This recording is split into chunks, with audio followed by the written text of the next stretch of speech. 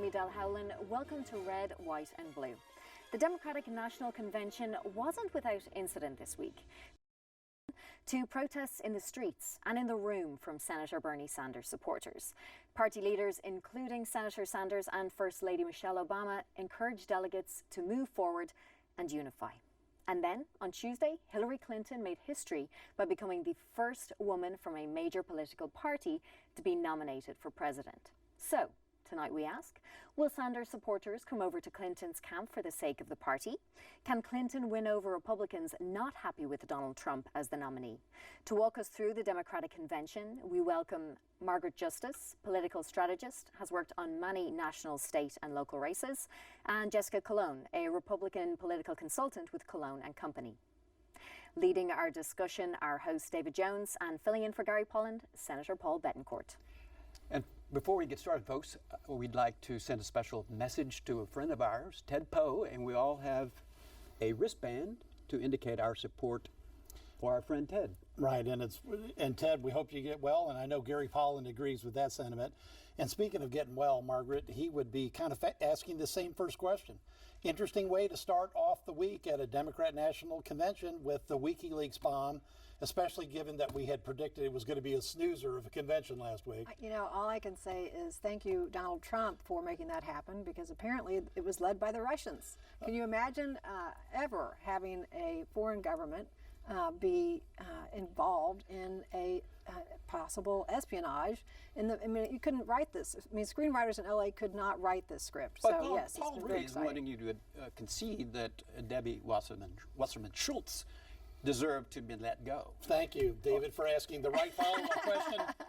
Well, again, Wasserman Schultz did a great job bringing the party together. She did a great job getting the president reelected, and I think she did the right thing by stepping aside. And so we moved on, and now that story's dead, and now we're talking about Russians. Jessica, this is the no-spin zone, so tell the truth. It's a long time coming for Debbie to go. I mean, people have wanted her out for cycle after cycle after cycle. And if you remember, she had a contested race at home for her own seat 2 years ago. She may lose this race because she's quite a polarizing figure in the Democratic Party at this point. Look, to be booed off the stage in the Florida delegation, come on, Margaret, come with some truth. It did not sit well with Bernie's folks, and I'm not going to make excuses for those sad emails. But yeah, she needed to move on, and she did, and the party's better for Jessica, it. did you Donna think Brazil's in charge. Did you think that the Bernie folks would cause more of a problem than they did? Well, they caused more of a problem than the dissenters at the Republican convention. They were more successful in causing disruption at the Democrat convention, and they held their own, quite frankly, better than the dissenters at the Republican convention. They got a roll call vote. I'm not thinking there was many dissenters just because most of your party wasn't there. I mean, the folks who, I respect in the Republican Party didn't show up. We had thousands and thousands. We had full delegations. We had full chairs, derrieres and chairs, as I like to call them. So we were well the best Donald Trump could buy. No, I'm just kidding. No, he didn't pay for my trip. I wish he would have. I'll tell you that. There's about 2,000 delegates that I'm sure he didn't pay for his trip. Now, Margaret, let's finish this little touch with a real point. Those WikiLeaks, 20,000 emails, did blow the cover off the start of the convention. You had Hillary Clinton's name being booed as it was brought up from about 4:30 to 7:30 East Coast time, and that was astonishing to almost everybody viewing it. I would love to be able to sit back and be a fly on the wall in the DNC and try to get a good look at those emails between Reince Priebus, God bless him for what he's had to put up with right now. I mean, it's just incredible timing. But again, Paul, love you, but that's old news. Are you worried about what else is coming? Because obviously the WikiLeaks people are telegraphing that there's more. When you work in a national campaign, you sit back and you think, never, ever assume that the day's going to go smoothly. Anything can happen. We're really going to have to see the Trump tax returns before we know whether or not anything is likely to happen. Or especially if he paid for any of Is this. that the best? Yeah, Is that let's the see best those you've got? tax You've got to see that. Or his campaign manager, who was once working for the dictator, who was Putin's ally in Ukraine. I mean, maybe we should see his tax returns to know what the leak was all about. David, I don't think they have tax returns in Russia. Now, let me go to this. All right, big difference between the two conventions right up front was the Trump children on one side were the A+ card that the Trump forces played. So who took that role in the Democrat National Convention? Well, obviously, Bill Clinton did a pretty good job. I think she had the president, Mrs. Obama, who had the best line ever when she said, I wake up every morning in a house that was built by slaves. She also said, Hillary Clinton has never given up on anything in her life. You know, and that's what tells me what her speech is about and what she needs to do going forward, showing that she has the grit to get the job done. You know, there's this whole concept out there, if you've seen them on the TED Talks, of how do you teach your kids grit? You know, what I do is I tell my kids, you know, you're going to come run this 5K with me because it's going to teach you grit. We're going to finish it. If they want to really learn grit, spend a month or 2 days with Hillary Clinton, because that woman can get a job done. She's a change maker. Okay, now, everybody's right. Right now, but really, Hillary Clinton, a change maker? Yes, absolutely. It has been a tough theme for them to wind throughout this convention, but they sure have tried. And they've been talking how she's been changing things for 40 years. And even if you listen to Bill Clinton's one-act play, I mean a speech, you would think that that she hung the moon. That she's there. She invented pre-K education. Don't you think that he owed her Let's that? just look at the resumes. Come on. No Okay. comment. Look, take their names out of the equation. Just take their names, who they are out of the equation. Look at the resumes one-on-one. Hillary Clinton, 8 years in serving as, look, First Lady. Establishment. Hey, look, Here's experience. Okay. It Donald counts. Trump If it has ever lots of counted, oh my God, if it ever experience counted, at creating this year we jobs, needed at someone. building Let me just business. finish. If we've ever needed a president to know what they're doing and to have experience, is this time. Okay, but Never, Margaret, here's ever in the here's history of my our question nation. to Jessica. You're clearly swimming upstream, Margaret, okay? Because this is a change election. 69% of the American public thinks that we're on the wrong track, or 68. We have 69% of the American public has a trust issue with Hillary Clinton. So did the convention establish that, break that trust problem for Hillary Rodham Clinton?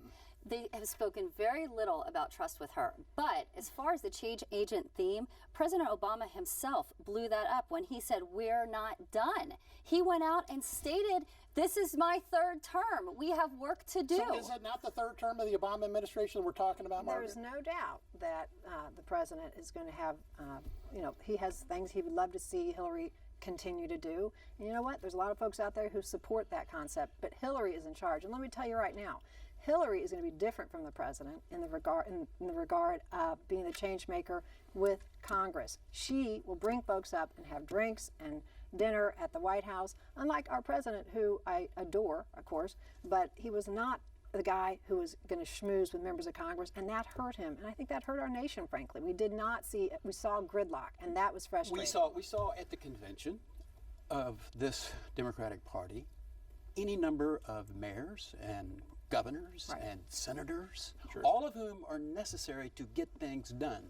None of those people were as effective, I guess you're telling us, than the Trump children, because there were no such people at the Republican convention. Well, in a way, we were introducing Donald Trump to America. And you know, the thing with Hillary is all you hear about is reintroducing. They keep reinventing who she is. They keep trying to reinvent her story because the American public knows her so well and they don't trust her. And 70% of them don't like her. That's I love that you guys are so good at this. I'm Thank telling you. you all are fascinating. Oh my gosh, you have been at this for 40 years, labeling That's her right. as untrustworthy, not basing it on anything except debunked negative stories that just keep getting repeated and repeated. The fact is, she has been tested and trusted repeatedly, and that's what's going to show up, and you're going to see more of that. I know Hillary Clinton. I have worked with her people. I've worked with her husband and his staff when I worked for the 1996 re-election campaign.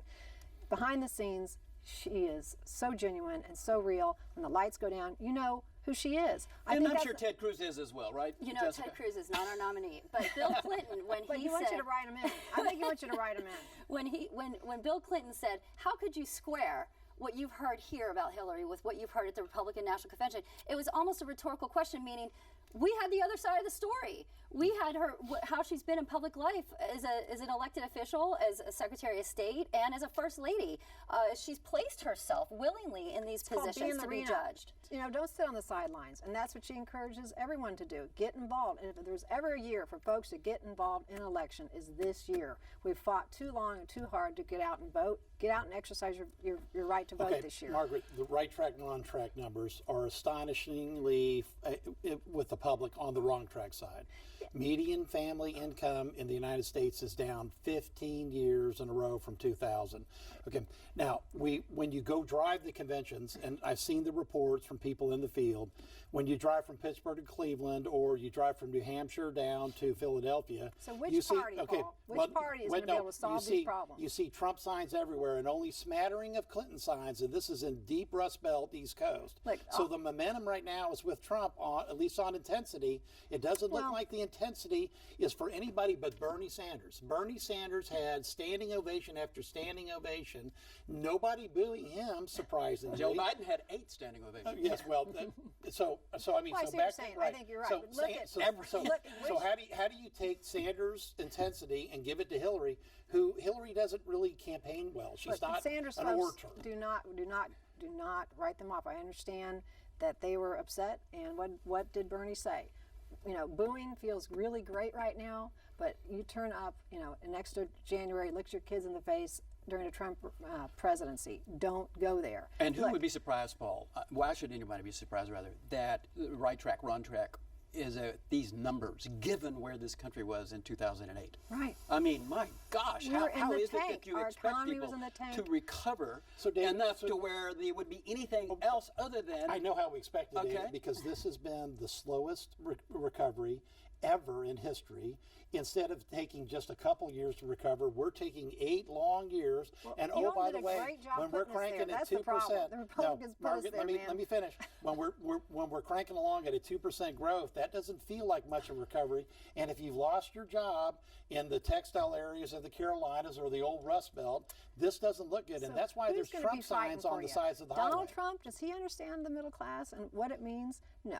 Who's going to be fighting for you? It's Hillary Clinton, who has been there since day one for working families. She knows what it means. Let's also recall, Paul, that those jobs were gone in 2012, and it certainly didn't help your nominee for president. So they were gone. The theory is, okay, all right. We won the states. Who's going to be leveling that We'll let you have West Virginia. That's the question. No. You can keep West Virginia. Right. The reason why Sanders has so much pull at the convention is because he won 46%, and he's an outsider. Right. Sure. Now Trump's the outsider. And he wants to give everything away. So we've got Sanders people crawling over walls to try to get into the convention.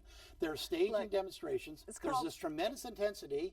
So and we've got Sarah Singleton, let's see if I remember, Silverton, and and our ex-comedian Silverman, right, and the ex-comedian Goodell, and they get booed off the stage when they say, "Hey, you guys calm down."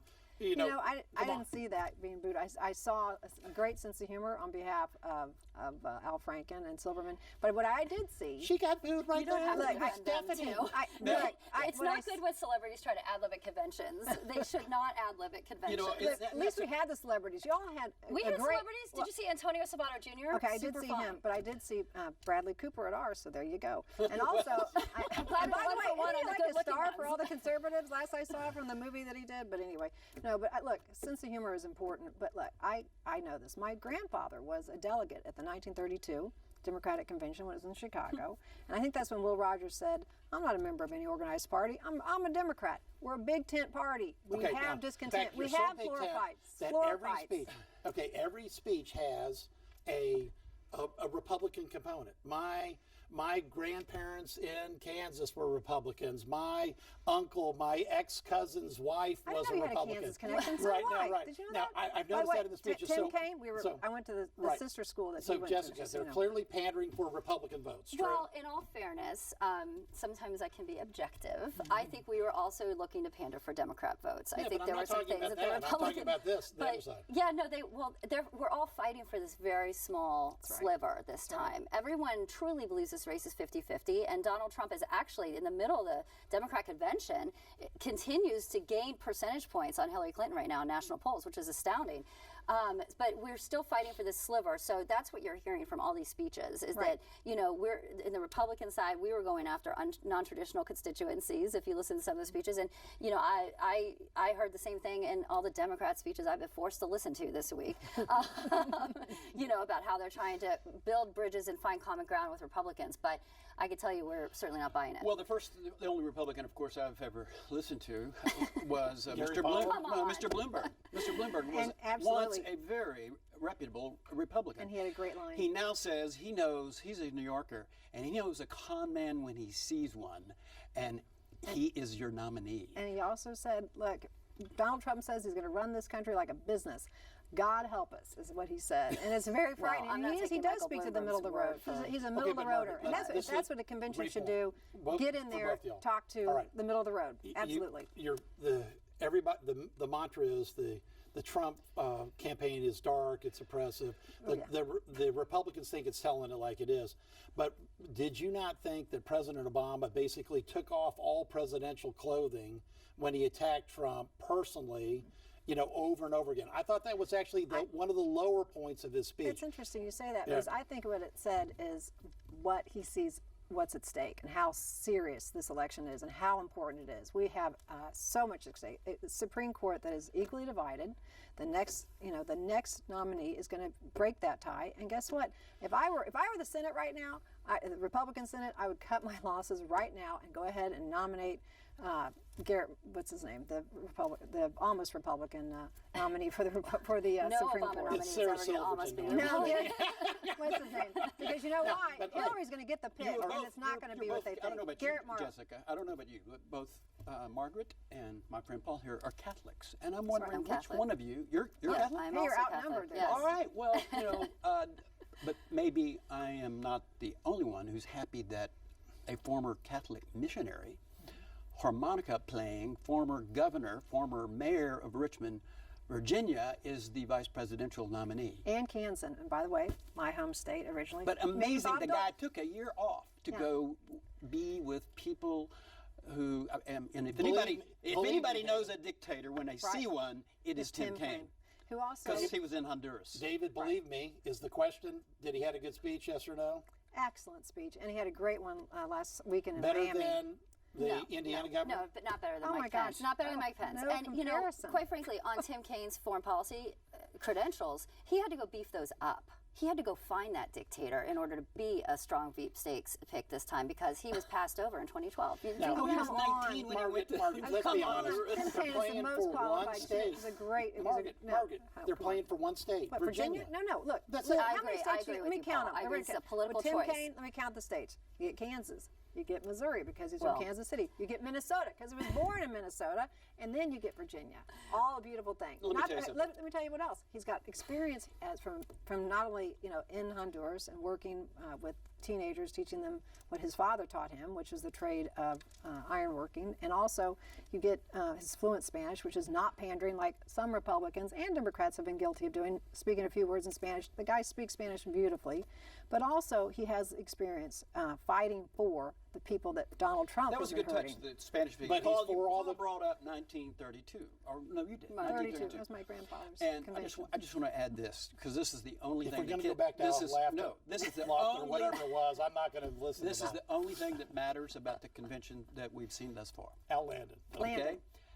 Nancy The Kasselhoff's dad. President of the United States is going to be so involved in every step of the way, and he is the first president since FDR to get back-to-back majorities Right. in presidential elections. And so when you have Barack Obama fired up, get out of the way Right. because you're about to get slaughtered. David, the question is this.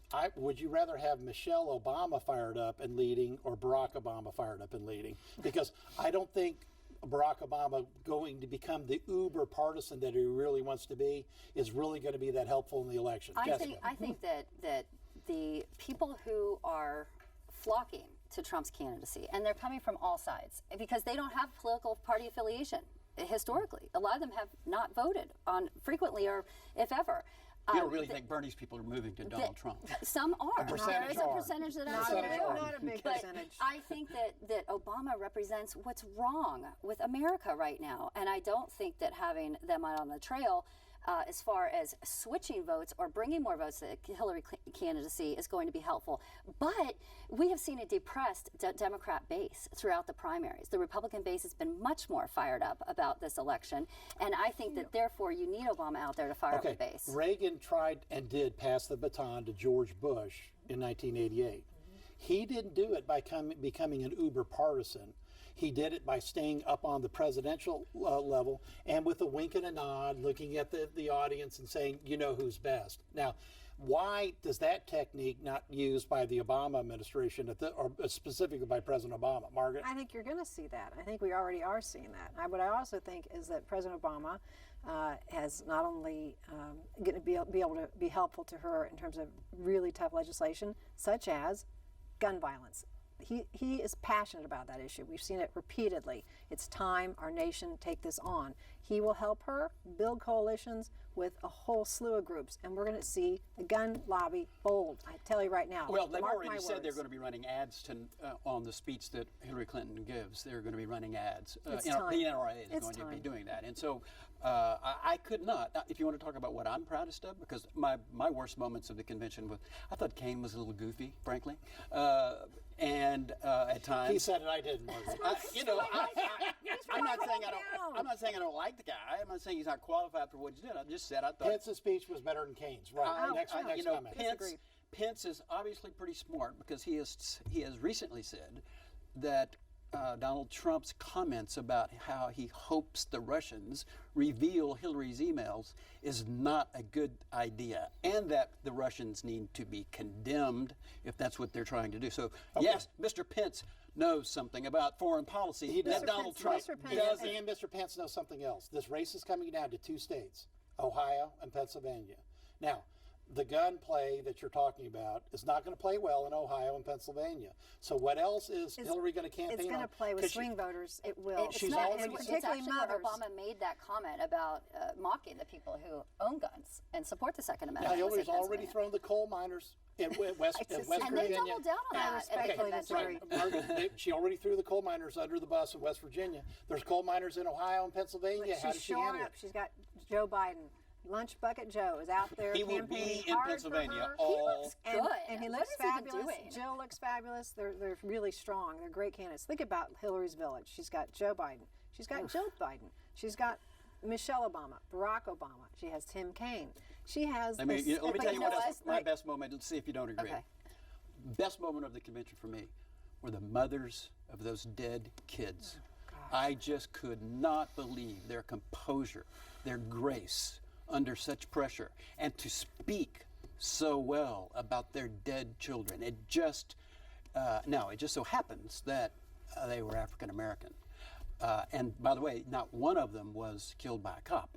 Right. All right? So gun violence. nobody played the anti-cop card, but those women stood out And for me. police officers did speak Okay, at our and convention unlike as well. now, President Obama's changed his tune dramatically. He's now talking about police being, essential parts of the That's society. not changing his tune. He He's has always been supportive of dramatically law changed his enforcement. tune. He's always True, been Jessica? supportive of law Absolutely. enforcement. No, he's changed his tune, I think, under pressure because he wasn't doing it enough. And he was sending out a terrible message even in the last 6 weeks, praising aggressive behavior toward our law enforcement.